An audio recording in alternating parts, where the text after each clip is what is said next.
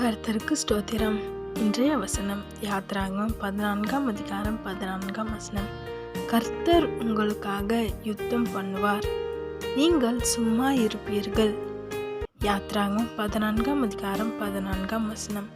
கர்த்தர் உங்களுக்காக யுத்தம் பண்ணுவார், நீங்கள் சும்மா இருப்பீர்கள்.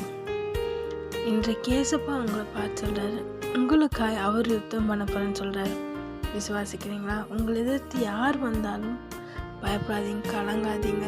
இவ்வளோ பேர் ஆஃபீஸர்ஸ் வராங்களே, இவ்வளோ பெரிய எதிரிங்க எனக்கு முன்பாக இருக்காங்க, இவ்வளோ பெரிய பிரச்சனை இருக்கே, பலவீனம் இருக்கேன்னு பயப்படாதீங்க. உங்களுக்காக கர்த்தர் யுத்தம் பண்ண போகிறார். ஆமென். நீங்கள் செய்ய வேண்டிய காரணம் ஒன்று தான், சும்மா இருக்க போகிறீங்க.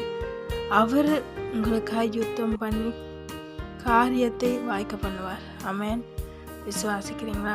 பயப்படாதீங்க, கலங்காதீங்க. அவர் உங்களோடு இருந்து உங்களுக்காக யுத்தம் பண்ணுவார். இஸ்ரவேலோடு இருந்து இஸ்ரவேலுக்காக யுத்தம் பண்ணார், உங்களுக்காகவும் பண்ணுவார்.